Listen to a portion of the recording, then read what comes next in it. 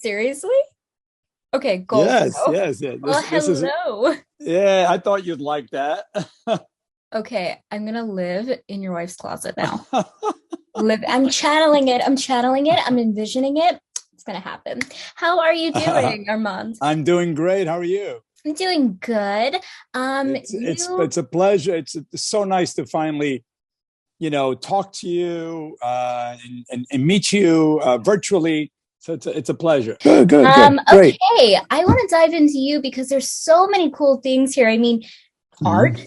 bodybuilding, the nightclub. I mean, this is like all incredible stuff. And I think what's Uh-huh. so inspiring is that you wanted to do something and you went and got it. So I want to like go a little bit into like your backstory, your origin story. Okay. Every superhero has one, so I need to know. So, I'm originally from Portugal. Okay. I was born in Portugal, and I came here when I was 12 years old. Uh, my parents decided to, come here to give a better life for me and my brother. And yeah, it was tough at first, just like anything else. When you're a kid, you don't understand why your parents have to move. You have your friends, you leave your friends behind. Yeah. But looking back in retrospect, it was a good thing. So I came here when I was 12 years old. I didn't even speak English.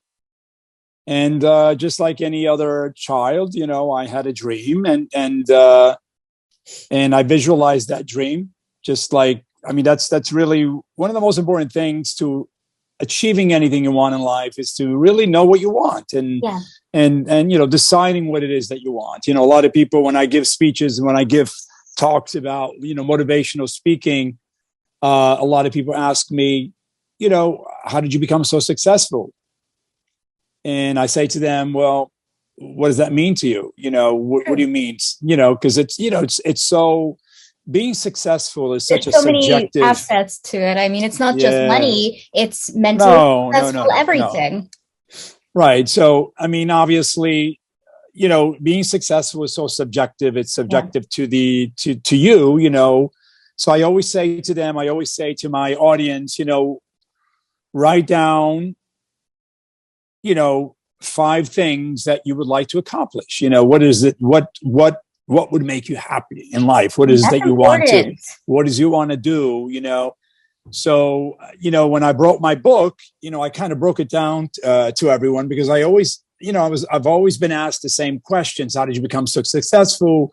What did you do? So I created a manual, sort of a manual, that kind of gives you a step by step on how you can achieve success your own way, achieve what it is that you want to accomplish in life. And I broke it down into, different things. What I consider success is, one of the most important things about success to me, it's not money. It's really peace of mind. Yes.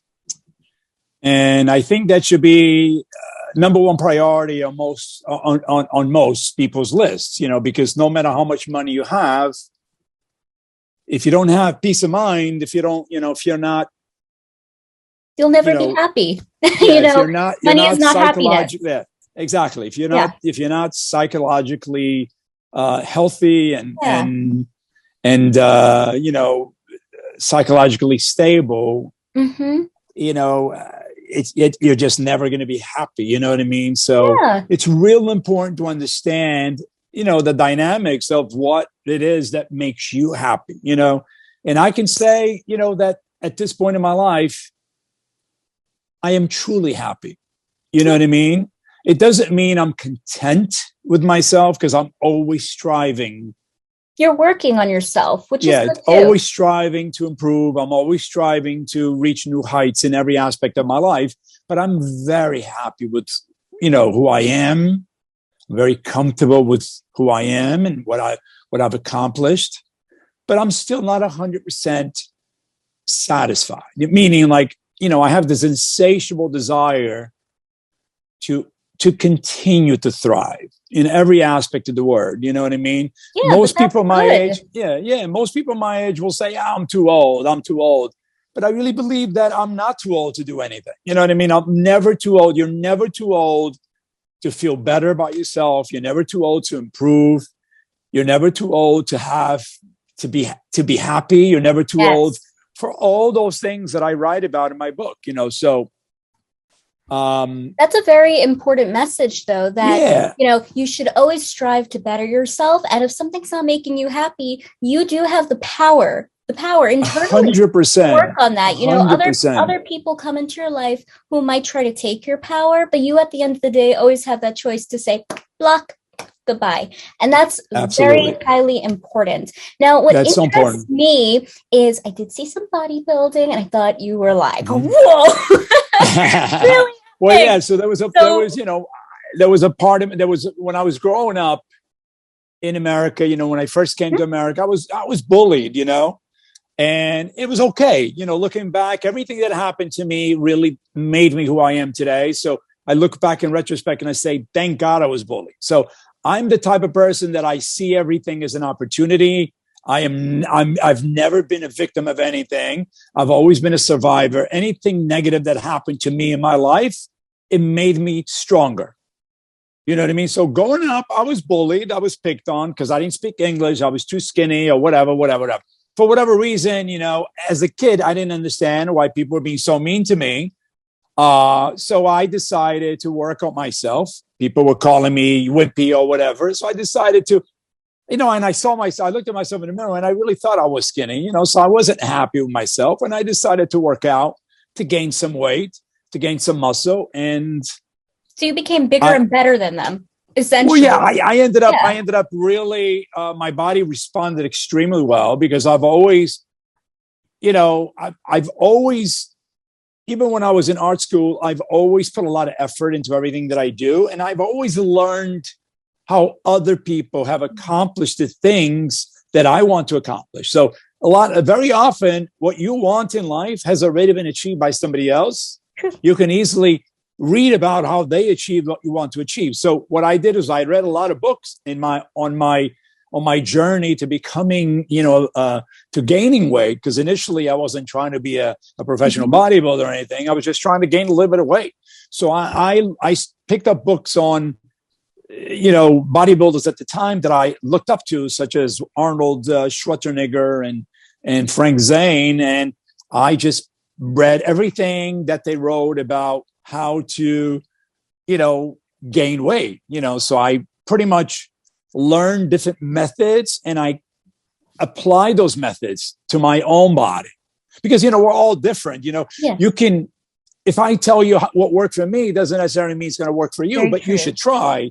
You should definitely try what I did and see if it works for you. So I created a routine for myself that really worked. I went from, you know, just by reading what other people were doing, I created my own routine, my own plan on what I needed to do to gain the weight that I wanted. And so I was able to achieve in a very short time, I was able to gain like 20 pounds in a matter of a year of muscle. So I went from being a wimpy guy to being a hunky guy.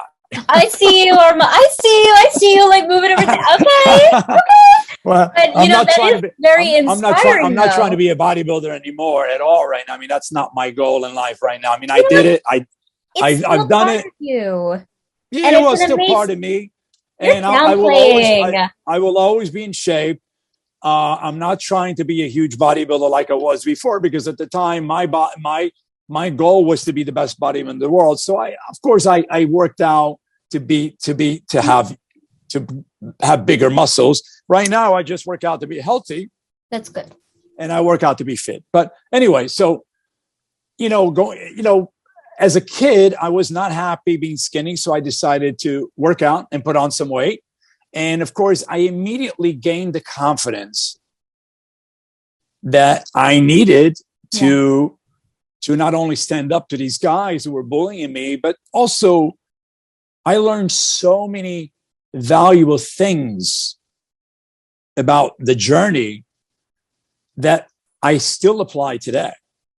You know what I mean? So, the first thing was I wanted to I started visualizing. The first time I started working out, I would put pictures on the wall in my closet of guys that I wanted to emulate, like their bodies. I would take pictures of bodybuilders. Yeah. So I would look at them every day and just really, and that kind of gave me the motivation and inspired me, so every day I would push myself. And like I said, within a year, I was able to go to gain 20 pounds. I had the abs and my chest looked good and everything looked good. The girls started noticing me in school and it was a great feeling, So those small, that's why it's so important to start when you first start on a mission to accomplishing anything. You should have short-term goals and long-term goals. You know what I mean? And my short-term goal was to gain, 20 pounds. So once I gained that, then I got hooked on bodybuilding, and I thought this was something that I was really good at, that I enjoyed, and I decided to compete, to go into my first competition. I figured, well, this is something that I can do on my own. I don't rely on it. Like team sports, you rely on other people. No matter how hard you work, you may be the best, basketball player in the world, but if your team sucks, it doesn't matter. It doesn't matter. Bodybuilding so I love, I love the idea of me being the master of my own destiny, so to speak. So I learned so many important things back then about bodybuilding, about discipline, about, having to do what I have to do to go to the next step, between the dieting, eating healthy and exercising on a regular basis, and all these factors that were needed to accomplish that short-term goal that I had. So I learned so many methods about, going from point A to point B that I still apply today in anything that I decide to accomplish in life. That's highly important, though, because I actually was pre-diabetic. So me kind of mirroring in like a separate way, because I was trying to lose weight, I disciplined myself on clean eating, working out, and stuff like that. And I too was bullied, people, nasty slurs and stuff like that. But it's how we come out about it and how we improve ourselves. And like my long-term goal was, I'm going to be better than you, inside and out. That was my long-term goal, because nobody's going to push me down. No, girl. Right. That's great. That's great. So you turn a negative into a positive. It's important. You must. You just must. Absolutely. Absolutely. And I think I don't really try to compare myself to anybody. Looking back at those kids that picked on me, a lot of them are not even alive anymore. They got into drugs. Sorry. Yeah. I mean, it's sad. It is sad. It's sad. But, at that age, you don't really know. And for all you know, they probably didn't realize the effect that they had, but in so many different ways. I thank them. If they, some of them were still alive and I ran to them, I would actually thank them for doing what they did, because I am so happy with everything that happened in my life, and it made me who I am today. So it's so important to take a negative into a positive and really, overcome it. You know what I mean? Yes. The more setbacks you have, the more obstacles you have, the stronger you're going to be. And I love challenges more than ever right now. I love challenges. I really enjoy having a good challenge. And with all the business that I have, there's always a challenge.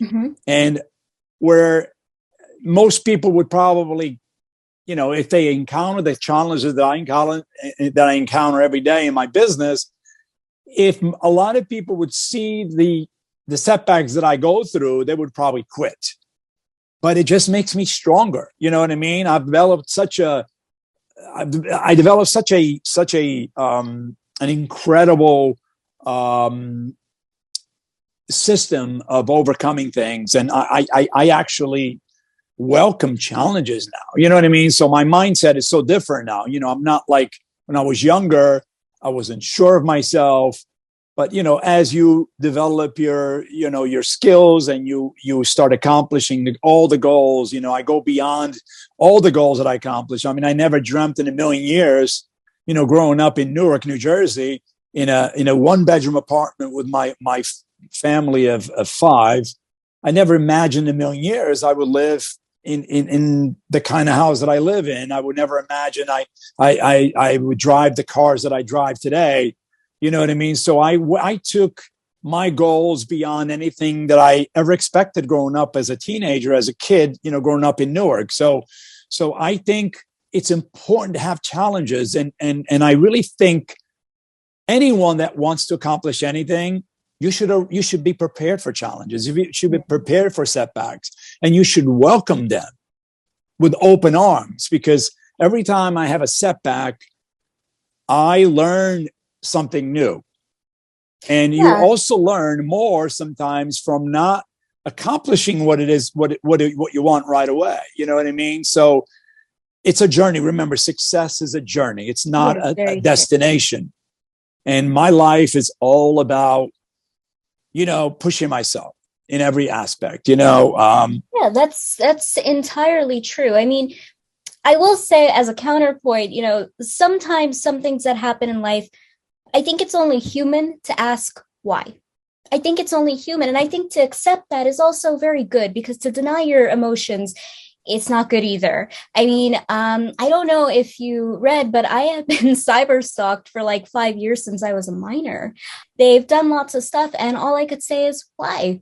But the only thing that I could do is turn that negative into a positive by just saying, I got to keep going. I don't thank them for what they did.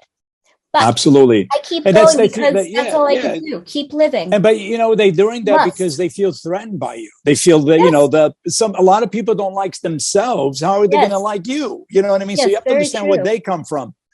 I understand where people come from, and whenever I start a new business, I always get a lot of negativity from the competitors.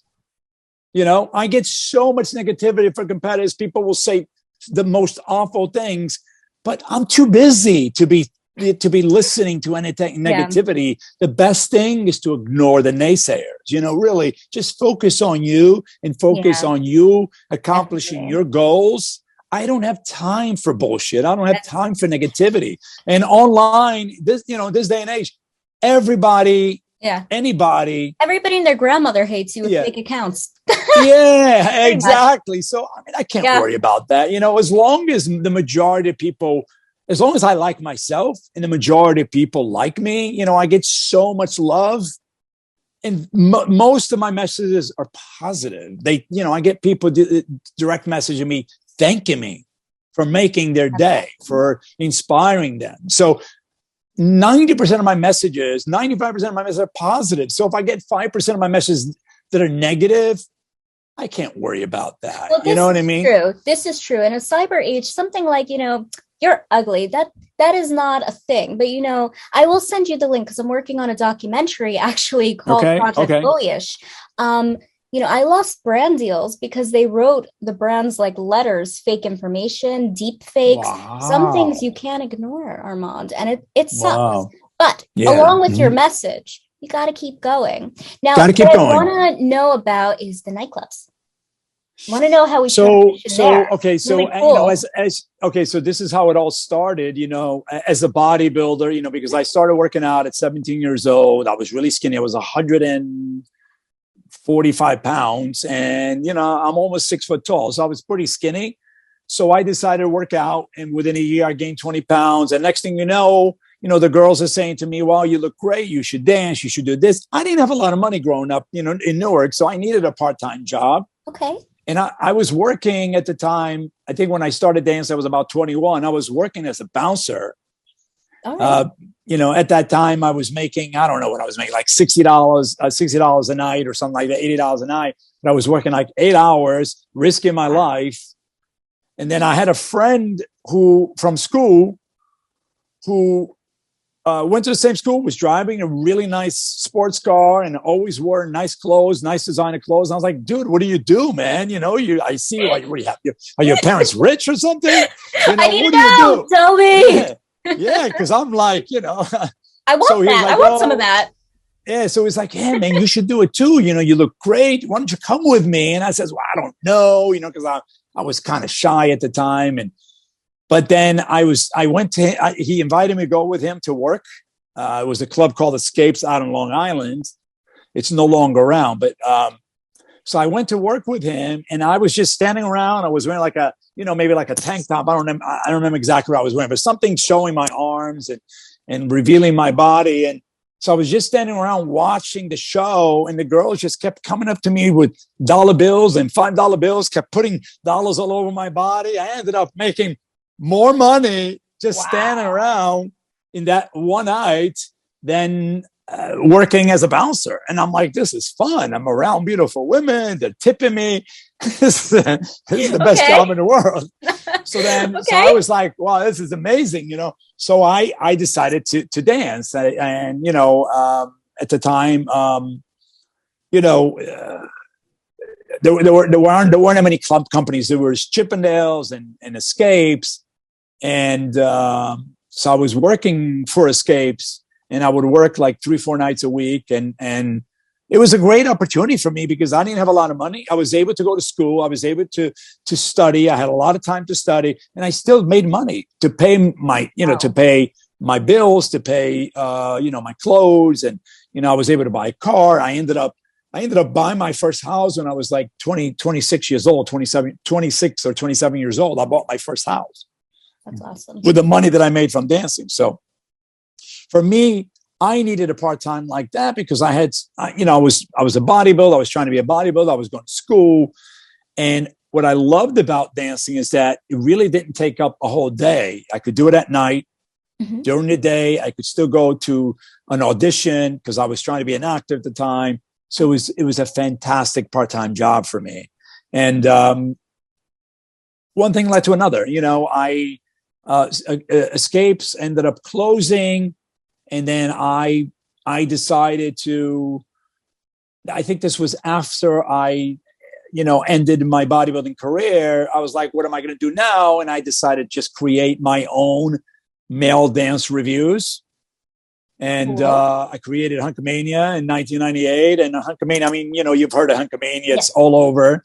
We're now in. I'm sorry about that. The camera's like Hunk-O-Mania. Hunk-O-Mania in the house. Oh my goodness. Okay, your camera got very excited. I ended up creating Hunk-O-Mania. We were in New York City. Our first Hunk-O-Mania was in New York City in Times Square. At the time, I was doing everything myself. I would do the door. I'll be the host of the show. I was the dancer. Oh my God. But it was the beginning of my entrepreneurial life. You know, I immediately started making money. You know, it wasn't like, you know, most people, they don't make money right away. You know, a lot of people, when they open up a business, they have to invest a lot of money. And before they actually make a profit, sometimes it could be 5 years. Yes. But because I was able to do so many different things, and, you know, the fact that I also have a college degree, I'm an educated guy, and I have, you know, I have a lot of, you know, I have a background in art and architecture, and I'm good with computers. You know, I ended up, you know, applying myself and learning how to really run the business from A to Z, you know, from the marketing aspect, from the production, from the advertising, from the web design. I was doing everything myself at the beginning. I was creating the websites. I was the webmaster. I was doing the SEO, you know, search engine optimization. Yes. And this is back when Google wasn't even around. You know, it was only like Overture. I don't know. I mean, this may be, you probably weren't even born yet at the time. Nope. But that's okay. There's always that's okay. There's always room to learn. I'm going to be 21 in April. 21. Perfect. Yeah. That's a beautiful age. Jesus, Armand, get back to your story. I mean, that's a great age. So anyway, in April. Are you going to be 21 in April? Yes, in April. April 18th. You must remember this, just so you can send happy birthday. Yeah. Absolutely. April what? April 18th. It's April only 18th. the best. I mean, Aries. Oh, wait. Yes. My daughter is April 23rd. Okay. Wow. I'm definitely going to remember. Thank you. So anyway, you know, I created Hunk-O-Mania. I started making money right away, and I learned so many things about the aspect of running a business. And you know, once Hunk-O-Mania was up and running in New York, we had a huge setback because 9/11 took place. Oh, so we had to shut down. You know, at that time, like for the I don't know, maybe like 4 weeks or so. You know, it was so bad that Chippendales left New York. Chippendales was my only competitor at the time. They ended up just leaving, and they didn't open up until like years later. They opened up in Vegas. So I had the whole market in New York. Oh. We started doing it incredibly well. You know, we started selling out after a few weeks. Everything came back. You know, after 9/11, things started coming back. You know, it was a lot of weddings. So I attract a lot of, even to this day, I attract a lot of beautiful women celebrating special milestones in their lives. So we attract a lot of bachelorette parties, a lot of divorce parties, a lot of birthday parties. You know, this could be a great thing for you to do for your birthday if you want to. So if you want to come, just all you have to do is let me know, and Armand, you'll be my guest. Armand, you'll be my guest of honor. Armand, I love you, but do I look like the type of girl? Listen, everybody is the type of girl. There's no no specific type of girl that attends Hunk-O-Mania. I mean, we have celebrities that attend Hunk-O-Mania. We have everybody, awesome. Anybody and everybody. It doesn't mean you're going to be a regular, but why not? Why not just come and check it out? Do you still shake your booty on the stage? I don't do it anymore. Do you do guest appearance booty shakes? The only time, no. Right now, I don't.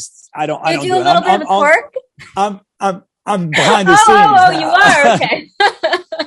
I just do it behind the scenes. But yeah, I mean, you should definitely come out. It's really it's a nice place I created, a fun place for anyone to come out and just really celebrate life. You don't have to, you don't have to participate if you don't want to. I mean, you don't have to, if you want to be pulled up on stage, you have the option to do that. But you don't have to. You can just be a bystander and just watch.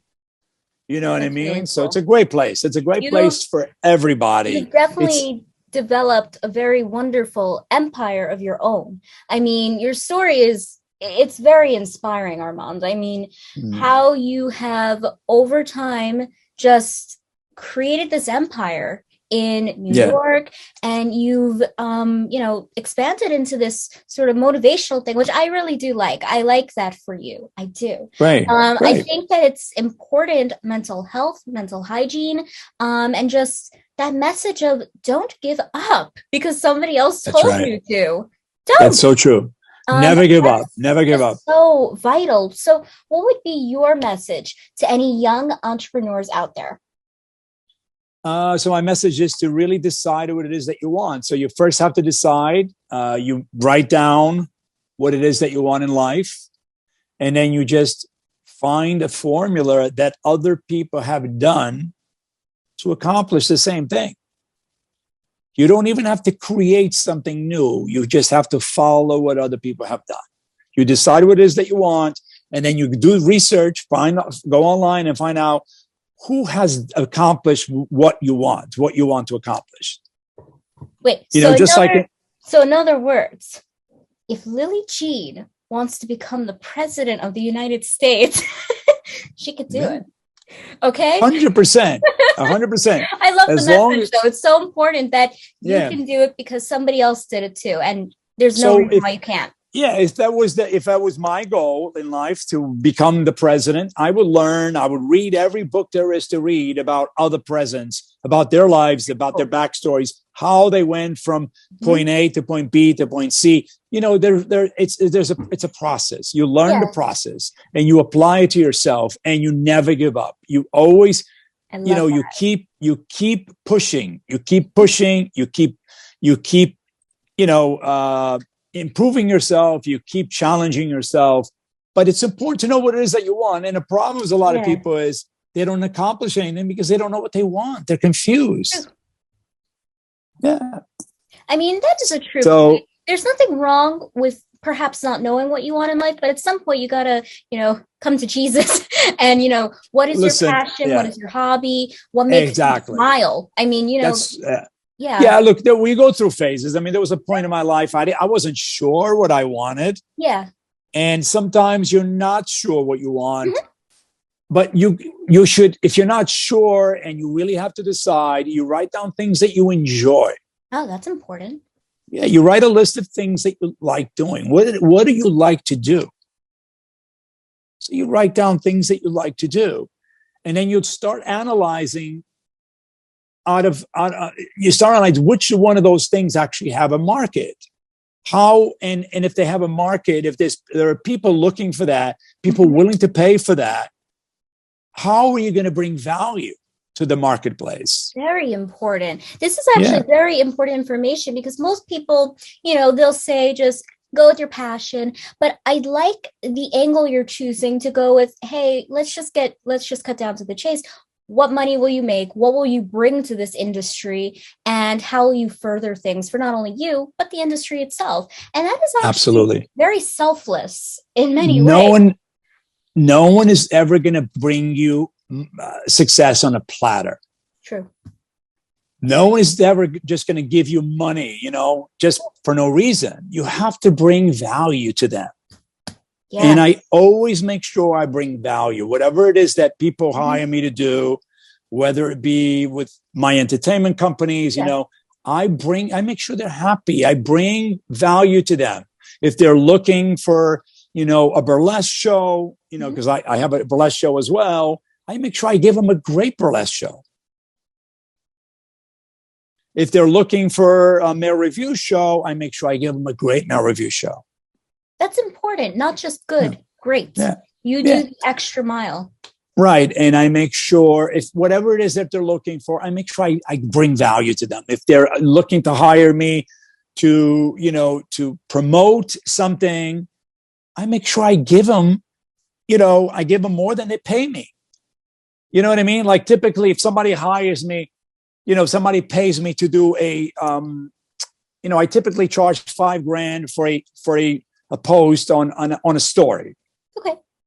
So they pay me for one post. I usually give them 3-4 posts. Well, it could be a partner down the line though. So but I give them more than they pay me. And whenever I negotiate something with my clients, I always under promise. Mm-hmm. You know what I mean? I know I'm going to do more, but in business, it's a lot of it's all about expectations. Yes. And you have to kind of manage those expectations. If you're just a salesman and you don't care about the delivery, you're going to have problems. Yes. So whenever someone hires me to do whatever, PR or something like that, and I always under promise, I say to them, this is what I'm going to charge you. I will make sure that you get at least 2 features, but I usually give them more than 2 features. You see what I'm saying? Yes.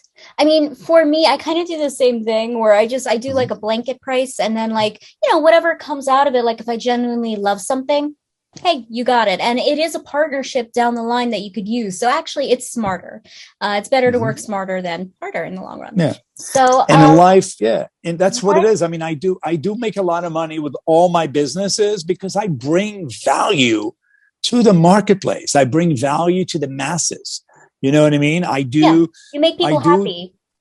Yeah, I mean, and I do this on a large scale. I had this on Saturday. I did 71 shows across America. Holy shit! Whoa! I think you were in 71 shows or something like that. I saw in your. So story. That was I've been back for like 2 weeks already. Mm-hmm. So I decided to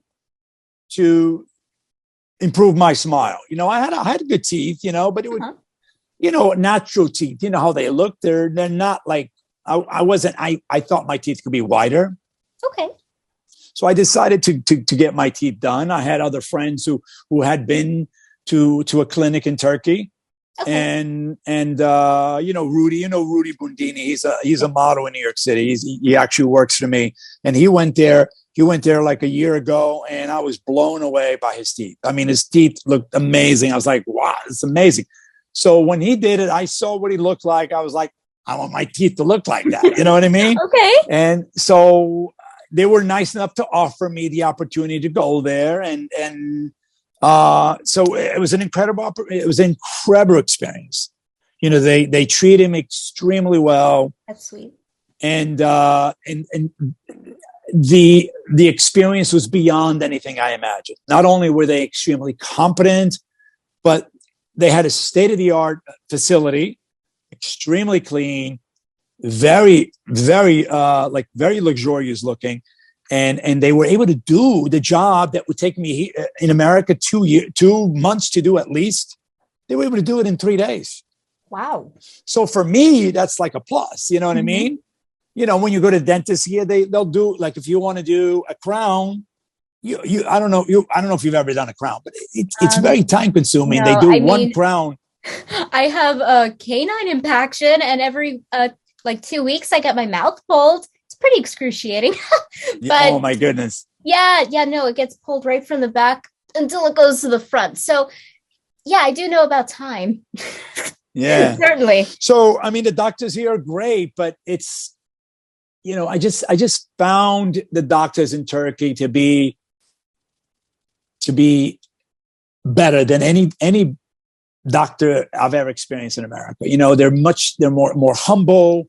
They're more willing to please. I mean, this one doctor, I had several dentists working on my teeth, but this one doctor drilled my teeth the whole day because I ended up getting 25 crowns. Okay.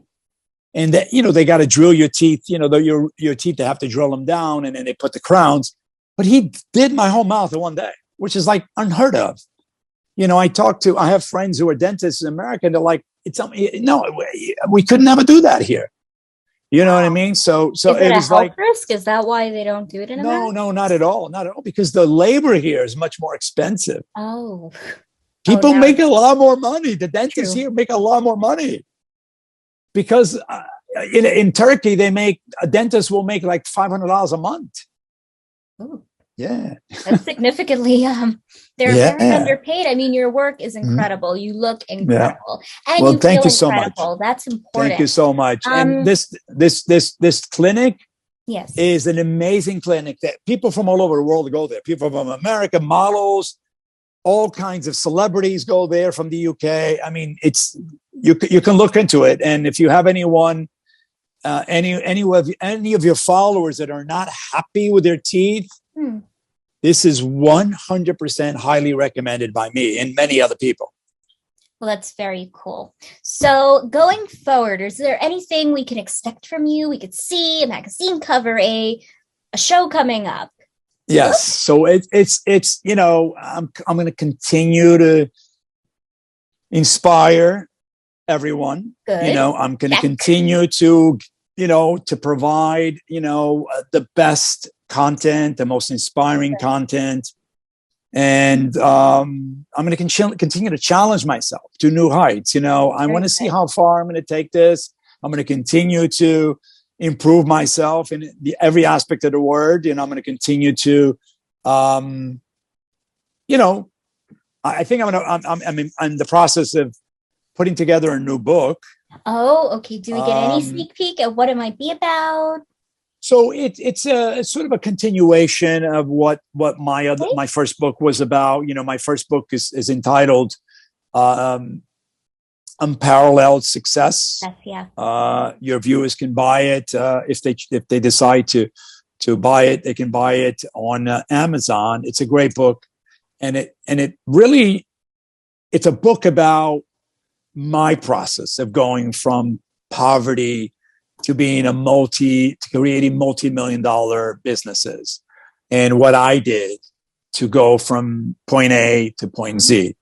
And it's a book about my journey. It's an inspirational book. It's a book about my philosophy, about business, about life, It's a book about, my lifestyle, what I eat, how I think, that kind of thing. It all ties together. You know what I mean? It's not just, it's not just one element that's gonna, make you successful. There's so many different elements. That, of course.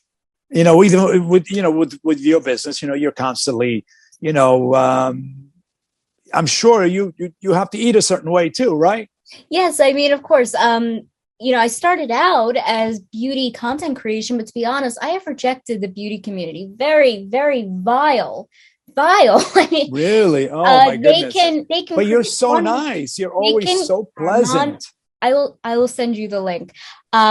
They can create one rumor on you, just one, and every brand you've ever worked with, they will DM a lie to, and the brand will drop you. There goes your money. Yeah. Oh my goodness. So I'm sorry to hear that. I have really shifted everything more into acting and modeling, parts modeling, because, my eyes and everything, because it's a better type of people. People in Hollywood understand this.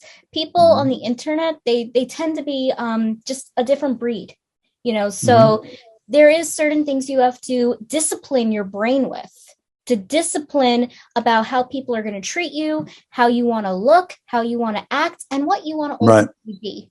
Ultimately, I plan to, take over the world, be president and queen. It's a good goal. You should definitely do that. I mean, Armand, can I get a big have smile? The attitude. Okay. Good though. You look amazing, and the hair. Well, you look amazing. Great. You look amazing. Thank you. And I appreciate all the love. Oh yeah. So I mean, I had a hair before, but I had kind of like a receding hairline. I've always had that. Even when I was 21, I had a receding hairline, and I was like, well, why not improve it? Why not bring my hair, my hairline down? So they ended up bringing, and it's already growing. It's incredible. Is it painful? So the only thing that was painful was the local anesthesia. When they give you the injection, that's painful. Wait, they put it in your neck? Well, no, it's behind, it's a local anesthesia, so they put it like in the area, because they take the hair. Oh, okay, yeah, I got it. Oh my goodness. So they actually take the hair from, this is the donor area is in the back, and then they implant it. They use a special technology, and they actually implant it where the hair is needed. Wow, it looks incredible. I already see, because I've been following it on your stories, and it's insane. It's been 2 weeks. Yeah, it's been 2 weeks. So I think they say within 6 months I'll have 60% of the hair growth, and then within a year I'll have 100%. So I'm going to have. You're going to be like, oh, my hair. I'm going to have more hair than when I was 21. Oh, Armand, you are amazing. It's literally a complete pleasure to have on. You are amazing. You are amazing. Oh, well, who's complimenting who? Oh my God. Listen, your love is insatiable. Your positivity, the way you interact with me and my posts, you always make my day. And I appreciate that, because I believe in energy, I really believe in energy. And sometimes I'm all about energy. You know what I mean?